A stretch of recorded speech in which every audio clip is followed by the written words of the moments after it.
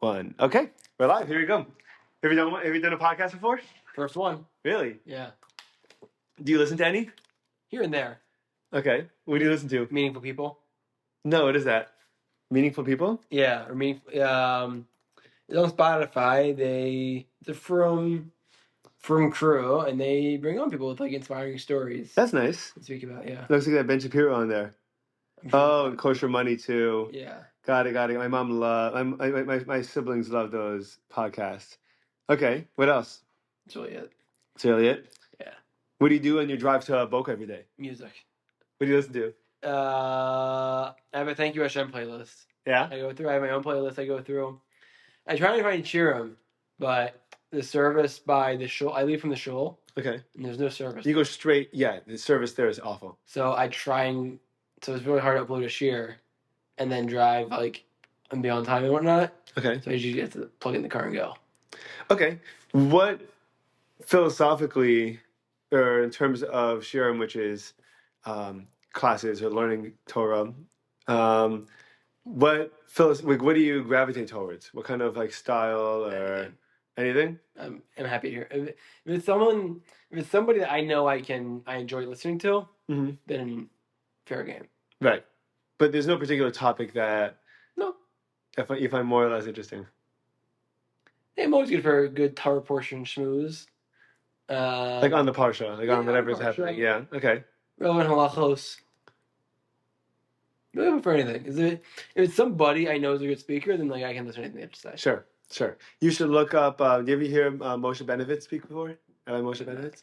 He's a rabbi in Reshit, where I went to Israel for the year, and he's actually I think he's one of the heads of the OU now. He runs NCSY Kollel. Okay. In the summer. My wife might know him. I'll send you a couple of his stuff. He was a. Is that on Torah Anytime or? He has a couple of classes on YU Torah. Okay. I know he doesn't love to have his stuff publicized. Okay. I think that he likes to keep it within the I think that when you're doing a podcast, there's certain if you're a teacher or you're a rebbe, you can kind of tailor what you're giving towards the people that you know and within a certain context in a certain group, and you can kind of narrow in and make it relevant to them. And then when it's taken out, and people are nervous when it's taken out of context from that group, that things are going to be mistranslated or misunderstood or miscommunicated. And so and part of what makes a good teacher is someone that is going to speak to their students. For sure. So I think that he's extremely aware. He's very intelligent, but he's also very sensitive and aware of the fact that he's talking to a particular group of people. That doesn't necessarily mean it's for everybody. Mm-hmm. So he does do public speeches sometimes, and then those will also go up. But majority of the stuff he does is to a class or to the same group of guys, or whatever it is. Like for kids that were Shana Bet or the second year in Israel, he did once a week, and it was primarily focused on the particular group of people, but also with the knowledge in mind that you're providing education to a group of kids that are going to go from an isolated world of Judaism and learning all day to someone that's about to go back to America, it's about to go back to college or work or their everyday lives, and what tools are they going to need, and how do you work on that. Okay. And it's much more philosophical. It's philosophical. It's thoughtful. He loves sports. He's always bringing sports, and he's always bringing up sports analogies and examples. And he's extremely, extremely dynamic. Mm-hmm. He'll never say the word when he's talking. He'll never stop. He'll never stop and search for a word. It's almost like when you're typing on Google or whatever, you see the auto recommendation pop up. I feel like he has 10 of those going on in his head while he's speaking. I had a professor in college. We counted how many times he said in a 75-minute lecture. Okay. Yeah, it's 200 something. No way. 75 minutes. So, what do you think is that from a lack of preparation, or you think that? No, this professor was very prepared, brilliant. Bad speaker. Yeah, it was socially awkward. Socially awkward. Yeah, that's how I put it. Right. I got a B in his class, so whatever. Got a B in his class. Which did you get a B? What I do? What class was it? It was world history from the ancient times up to like the 1500s. What's ancient times constitute? Like, where did it start? Roman, Got it. So, like, literally from around 70. yeah, I think from the beginning of the Common Era is when it started. Maybe before the Common Era. You got a B? I got a B.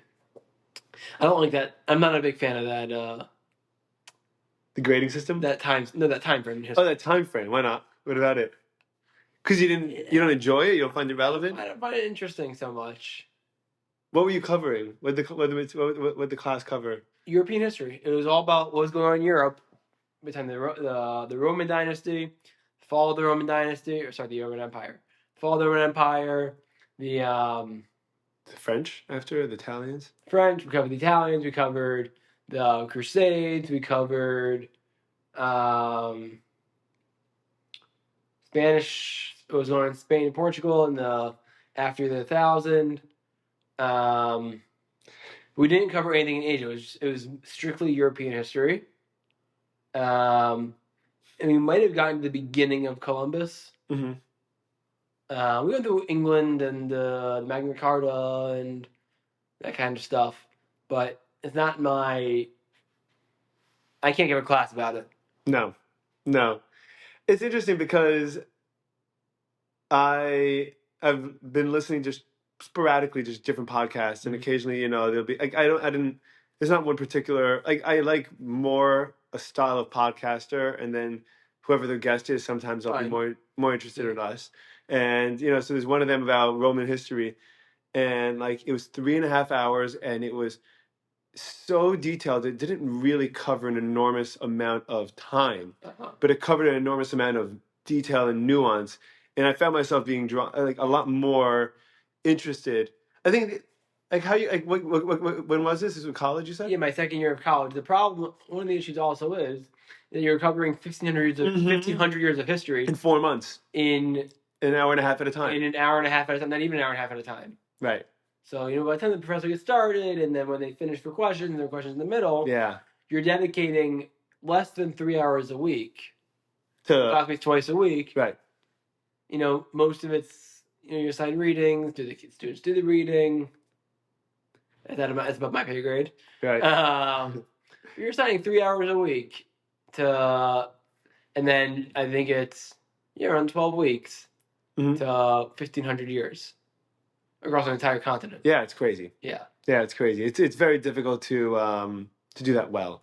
I took a class as well called European History from 1500 onward. That's my wife, Rachel. Hi. Here's Max. Nice to meet you. I took a class of European History 1500 to the present day. How was that? Much better. Much better. Well, I liked the professor better. Okay. He was much more enthusiastic. Yeah. Also, I just like the time period better. Mm-hmm. But even 500 years in 3 classes a week that are each 50 minutes, there's only so much you can cover. Yeah. But I guess like the Holocaust got maybe 1 class period. Right. And I guess a lot of these classes are there to kind of feel out your interest and then see how do you want to dive deeper into any particular of these ideas. They're required for the major. For the major I had, they're required. Right, but I'm saying they're not. Yes, let's say you took this class and you decided you really liked early European history from 0 to 1500, right? You're like, what, I'm going to take a bunch of more classes on on Napoleon's France and and the Roman Empire, and each of those classes will be a lot more zoomed in and more. Right, I think that the college classes go by number in terms of their difficulty. So English 101 is your basic English class. English 403 is a high level English class. Right. I think these are it was like history 102. Right. These are broad. These are broad. Exactly. Yeah. I did. I took a psych class, and the teacher was awesome, and the class was great, and I loved the material. I got a C+ on it because it was the class. Your grade. You didn't have to do homework. The grade was you didn't have to show up to class even. The grade was 4 50 question multiple choice tests, and then a final, and you drop the lowest grade one time. So it's basically 25, 25, 25, 25, and that's your grade for the class. And I am horrible at multiple choice questions, dude. I had a class that, yeah. It was terrible. It was crazy, and that's your whole grade. That was my whole grade. Yeah. And the problem is that the class, and what I should have done had I would have done it if I was a year or two later in college. I found that professors are a lot more willing to work with you if you get to have a relationship with them. Visit the office hours, or hang out with them, or come up to them before or after class. Email them questions. Yeah, it makes a huge difference. And this class is 400 kids in it, and so the teacher had no idea of knowing who this dude is. He's not doing well, and I'm sure he has plenty of students that first year of college, they're having fun. They're going, they're going to class twice. I have class 2 days a week. Right. The best is your professor. You write a nicely, professionally worded email, 2 paragraphs long. And you get a response that says, "Cool. Send it from my iPhone." Yeah. Sorry for the spelling mistakes. I'm texting or something like that. Yeah. But I do think, I found that skill is super valuable. My students have asked me to learn about that, about how to write a proper email, or how to be professional. Yeah, on an email. I still use it to today, and it's funny because I work with my dad, and our communication skills are polar opposites. I'm very on top of it, and he's got like 35,000 unread emails and 600 unread texts on his phone, and I'd have a heart attack if that was me. Wait, you have I have 11,000 unread emails. Oh my gosh! And 100 unread, but it's not. It doesn't stress you out, or just fades into the background? Isn't that because the emails aren't directed to me? It's like subscriptions that I don't know what I have anymore. Anything that's written high max, that's pertinent to me, I read immediately. Right. Once I see it, and I respond. Yeah. Same with the text. Right. If I get someone text me a sticker or something after a conversation, it's okay, fine. Conversation's over. But just open it, have the notification bubble go away, and then right. But then when I get 10 other texts from different group chats, it goes beneath my screen, so I don't see it. I forget about it. Yeah. I have 3 work chats. I have a school supervision chat. My wife and I text throughout the day. I text my colleagues and my friends that are progressing in life and keeping in touch with them and whatnot. When you're in the firm world, WhatsApp is the world. Okay. So you can it's a lot of that it's most people, most other countries other than America. Yeah, use WhatsApp as a primary source. Right, so I'll go my text and see. Okay, I have 4 texts down is from a week ago. Mm-hmm. But WhatsApp 4 texts down is 30 seconds ago. Yeah. Yeah. I used to be vehemently anti-WhatsApp. Right. Not for any reason other than it just felt clunkier than iMessage. You have an iPhone? Yeah. Yeah. Proud, loud and proud. Loud and proud. Beautiful. They did such a good job creating a cult around the brand iPhone, but I would hate WhatsApp. They made some pretty good. I think WhatsApp came out with the ability to reply to individual messages before iMessage did. Okay, fine, yeah. Which was good. Their voice notes are better, right? Yes. iPhone used to turn off. It doesn't disappear, and then my iPhone would turn off. I'd be recording because I messaged someone. Stickers. The GIFs. There's more variety of GIFs. I feel on WhatsApp than iMessage. Yeah, but I don't know. At the same time, I'm not holding where this updates with stories and somebody sent me a video of themselves talking. Yeah. And having a video yes, that's fun. I was blown away the first time I saw that. What is this? But okay. You didn't like it? It's not that I didn't like it, but I'm just confused by it. Yeah, it's cute. It's a cute utility. They just threw it in. It's a fun time. I did so now I had an assignment actually earlier for school, the one I forgot why I was late today. Mm-hmm. I figured I'll look through it's week 7 of my course. Each course is 7 weeks long. So great, this is it. It was last week. Yeah. And then I have a week break, and then my next course begins. Okay, how much longer do you have till you graduate? May in Mississippi. Nice. So to make sure I thought I had all my assignments done, I go in and say, there's one more time I have to do with the legislative policy testimony. What does that mean? Meaning the class is about policy and social work. So part of getting a degree in social work, everyone thinks social work, you're a mental health therapist. There's a whole aspect of social work which is around public policy. Right. Advocating for public policy. Sure. So that's what this class is about. Cool. And is it interesting? Are you Are you learning? Are you learning valuable skills or? No, because I took one class already on this. Okay. And policy isn't so. If you're advocating for it, it's not so helpful. Mm-hmm. Meaning because if you're going to advocate for public policy and you're going to work in an organization that's like a lobbyist organization, or you're going to work for, say, the NAACP, or you're going to work for the ADL, or or APAC, or things like that, and through that you learn about policy and whatnot. People get a degree from social work to work for APAC or something like that. You can. Social work is a very broad degree spectrum, right? So you can get a social work degree and become a mental health therapist. You can get a social work degree and become a school guidance counselor. Right. That's more of the application that I feel like I hear on a regular basis. You can get a social work degree and go work in a hospital. Right. And whatnot. Not as a doctor. Right. But like being that middle ground between the hospital administration and the patients and whatnot. My grandmother was a social worker in the foster care system. That's cool. That's great work. Yeah. That's really great work. Yeah. It's probably tough work too. Yes. She wanted to take them all home with her. Oh man. My aunt says I would love to adopt a kid. Yeah? I think about that a lot, yeah. I don't know. Expensive. Is it? Well, kids are expensive. Yeah. But it's expensive to actually adopt a kid? Yeah. The whole process is very expensive. I didn't know that. Why would they make it hard to adopt? Why would they make it? They should make it as affordable as possible to give a kid a opportunity for another family. Right, but I believe there's a lot of tests. I mean, I think it's on my head. You have to pay for the kid to get medically tested. You have to pay for the adoption agency's work. Those employees get paid. Right. So you're paying for their service. There's a lot of paperwork that goes into it, into physically making you a legal guardian of the kid. Mm-hmm. So you're paying for their work. You're paying for the legal services. And if the kid's in a different country, you're paying for that and bringing the kid over. Right. It's a significant financial investment, but super rewarding if you're... And it's an amazing thing to do. Exactly. And I know people that have adopted kids. Do you? Yeah. Yeah, I know people that have adopted. And it's gone better or worse. Sometimes kids unfortunately develop mental disorders or other things that wasn't obvious at birth, but because of their upbringing, things develop over time that you don't see when they're 2 years old. Sure.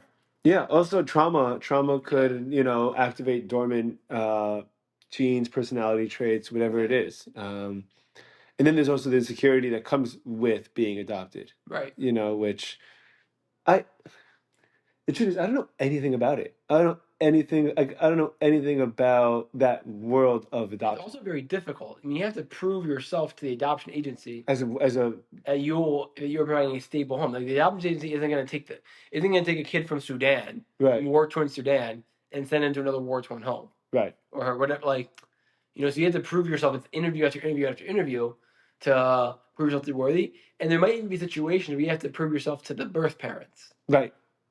Yeah. You know who went through that experience, actually? Steve Jobs. Steve Jobs I think his adopted his parents, his genetic parents, his mom's family had an enormous emphasis on education and schooling, and so they wanted whoever adopted Steve to be college educated. They thought that was extremely important. Mm-hmm. I don't think they were in the end. I think his adopted parents were like a teacher and a mechanic or something like that. It's also so difficult though. If you're coming from a firm background, and let's say Baruch Hashem, you're able to have biological children. Mm-hmm. If you have 4 or 5 kids, then you bring in a child who looks clearly different. Yeah. And isn't biologically related. It's so difficult for the kid. Yeah. Yeah. And for the community itself. Yeah. Totally. I have a friend in Seattle, and he's an older guy.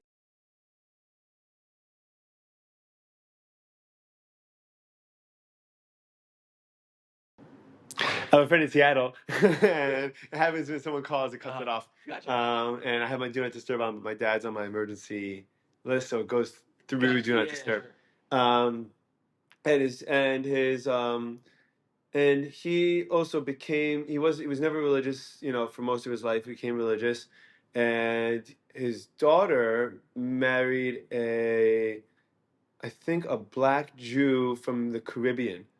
Um, and he and they moved to like Brooklyn or something like that. And the kid is like the only black kid in like schools around, you know. But you know, and it's interesting for this. Like, it could either I feel like lift the kid up to feel like he's special. If everyone thinks like that's great, then like that's great. And like, or it could like, you know, God, you know, the other way around, just really, you know, subject him to tormenting and bullying. You know, I don't really know how it goes, but I feel like a lot of people don't want to take that risk. But yeah. And I think black babies and Asian babies are so cute, dude. They're very cute. They're so freaking cute. There's a black baby in our complex. We've seen by the pool. Yeah. He has the mohawk that some athletes have, like their hair shaved to the side. Yeah. Beautiful smile. Oh man, it's so cute. How old is he? Or ballpark? Like, yeah, he's young. Yeah. So funny. But yeah, I was doing this assignment, and we had to you had to go like on a video, and video yourself proposing. Cool, really? Proposing a whether current policy should be amended or should be continued. So I made a whole thing. I misread it at first. What about? So I did mine on Israel, on continuing American support for Israel in front of. I did my Zoom saying that I'm presenting in front of Congress, House Representatives and the Senate, and proposing we should continue support for Israel. At first, I thought it was saying that create a policy. So initially, I was like, oh, fine. So I'm going to create a policy that the U.S. should sanction Egypt and Qatar. Okay. In order, I mean, the whole hypothesis behind it that I thought of on the spot, because again, I forgot about the assignment. Right. I was like, I want to do this now, was that, you know, for the war to be over, the hostages have to get out. That's it. Yeah. Israel will end the war in phases or all at once. There's different there's different rumors about what the plan is, right? But to get the hostages out. That's what everybody wants. Egypt and Qatar have such a key role in this that they claim to be they're allies of Hamas. Egypt has let weapons smuggle through their border, allegedly, but Israel has come to prove it over the number of years because they can't smuggle weapons in through Israel. They can't smuggle weapons in through Jordan. It's only the Egyptian border. Right. So they get weapons in somehow. So why can't they smuggle through Jordan? I think Jordan's tougher on the border itself. Okay. Jordan also doesn't border Gaza. Oh. Well, that makes sense. Theoretically, you could go through the Jordanian border, then border through Israel. But Jordan is known for being much tougher on the border, which is why a couple weeks ago when a terrorist crossed the border and opened fire on a few Israelis, it was such a new thing because that usually doesn't. Jordan's very tough on the border. Egypt seems much more turn a blind eye. Right. And many Hamas leaders live in Qatar. Right. Qatar funds these organizations and whatnot. And so I was trying to say, well, if we harp on Egypt and Qatar to really try and pressure them to bring Hamas to the table, throughout the whole year, they've been blaming Israel. They never condemned the attack. They never condemned the hostage taking. But if you put actual pressure on them, that now they feel the heat to get a deal done, they'll bring Hamas to the table. Right. You know, it came out a couple months ago that Qatar was considering or maybe did threaten Hamas leaders with arrests and exile from Qatar. Really? But nothing amounted to it. Right. So if you get them to feel the heat, they'll bring Hamas to the table. That's interesting. And I never thought about that. And recognize to get the deal done. Israel has proposed deals, accepted deals. Hamas has proposed bad deals that don't even really include the release of hostages, and has rejected every deal. Right.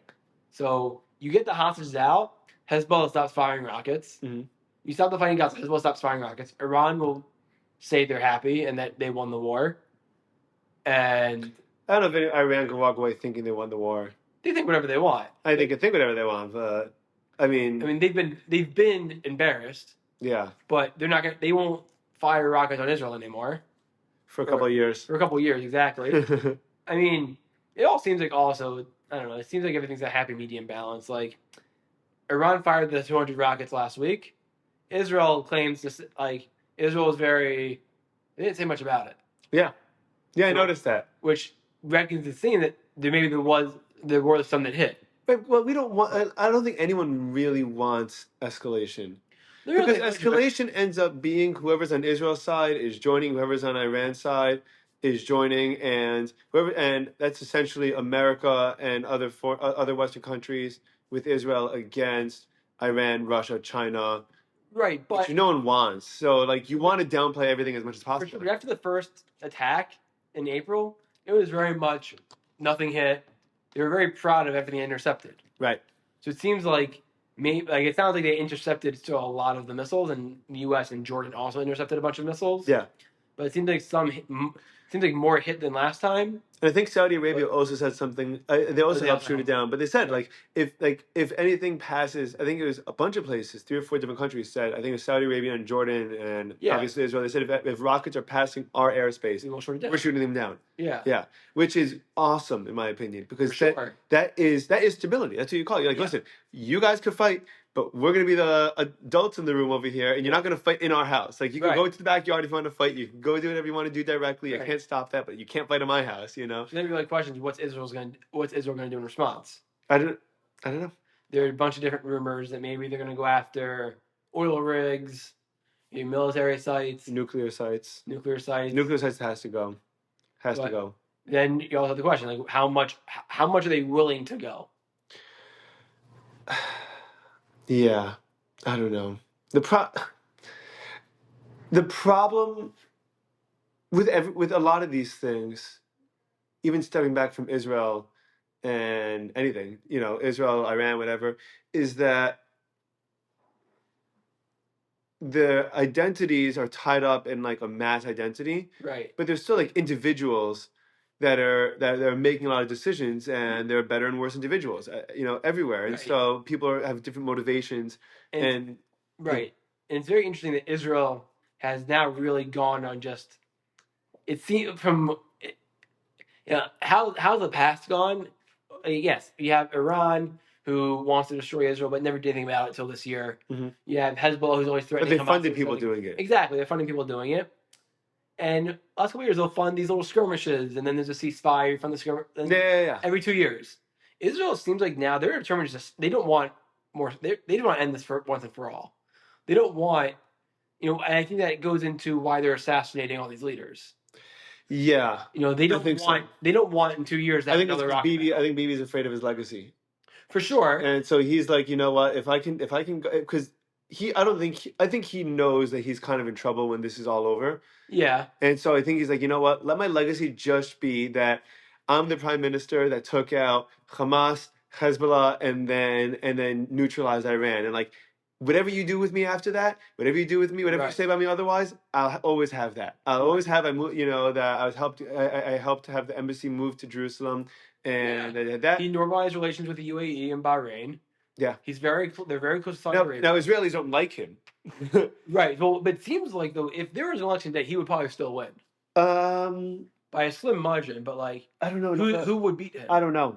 So the thing is, I don't know anything about Israeli politics. I don't even know about how the elections go. Just like how I didn't know how I didn't know until 2016 that there was an electoral college. Right. I didn't know. So I've been trying to learn more about it. Okay. I heard it's real messy. It's very messy, and it seems like part of it's because, again, I could be very wrong, but when someone told me that there's really no Israeli constitution. Right. So it's like the U.S. has a constitution that they go by every 4 years. Sure. Israel doesn't have that. So it seems like there's no set date for Israeli elections. It's so interesting. It's like they call for elections. That's it? They just call for them? Like the Knesset, I mean, I don't know again for sure. We'll have to research this later. Yeah. But like they've been called over. We're calling for elections. We call for Israeli elections. We call for Israeli elections. And then it seems like the Knesset has 120 seats, and each political party is running for a certain amount of seats. And so you have to make coalitions. And then you make the coalition that out of the 120 you have a majority. Because very few, because they have a lot of parties too, right? 1 million parties. So each party maybe like if a party gets like 25 seats, it's a lot. Right. So you have to make coalitions. You have to make a coalition to get a majority, and out of the majority, I think you elect a prime minister. Right, and then, but it means you have to make That means you have to make deals to everyone, and there's a million different. Right. So, that's got to be so. A couple years ago, Naftali Bennett took over a coalition, and unseated Netanyahu. Right, I remember that. And it was super controversial. Part of it, I think, was because part of the coalition were a few Arab parties. Okay.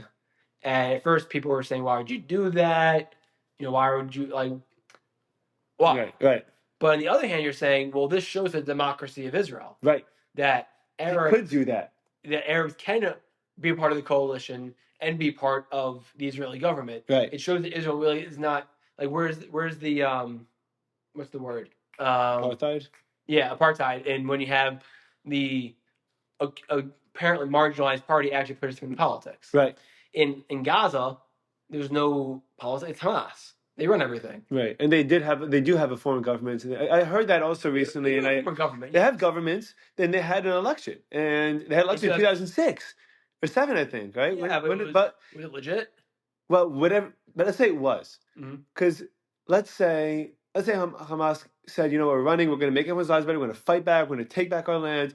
And then they got riled up enough people that they said, okay, we're gonna vote you in. I don't.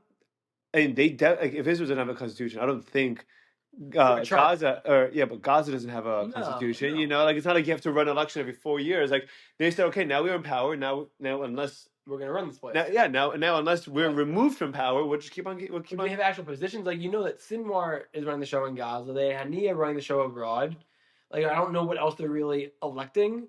So they haven't had an election since then. Yeah, they haven't had an election in 20 years. They violently overthrew the PA in Gaza. Right. But and Abbas, the PA is in the West Bank now. Yes. Right. Now Abbas, the president of the PA, when was the last time the PA had an election? They don't like him, right? Hamas does not get along with Abbas. Correct. Because they believe Abbas was okay with the two-state solution, and Hamas is not. They believe that Abbas is coordinated with Israel. And they're saying no coordinated. We want to obliterate Israel and make one state of Palestine and kill all the Jews. Right. The PA, I think, has recognized that we have to exist with Israel. Right. We don't want to. Right. But we recognize that Israel's probably not going to go anywhere. Right. So we need to, and also they coordinate tax revenues. A big controversy of the past year was that Israel collects tax revenues from Palestinians and then gives it to the PA. That's how the PA makes money. I didn't know that. So Israel collects taxes from the people in the West Bank. Yes. And then they give the tax money to PA. Okay. That's the PA's money. Okay. So that involves coordination between the two parties. That's interesting. So over this past year, though, the finance minister of Israel, Bezalel Smotrich, is considered to be very right wing. So he's been refusing those. I was going to say, what's to stop someone from messing around with that money is what I was going to ask. So how do you know it's all kosher? He was refusing. Then it's fine, he'll give a little bit of it and a little bit of it. But he's refusing. He was saying, I refuse to give this money over until they stop their pay-to-slay policy. Right. Because they pay people who murder Israelis. Right. And they pay convicts, they pay their families. Pay-to-slay. Right. Yeah. Right. So, convicts who are now serving in Israeli jails for murder that are from the West Bank, like the PA had a policy of paying their families. Yeah.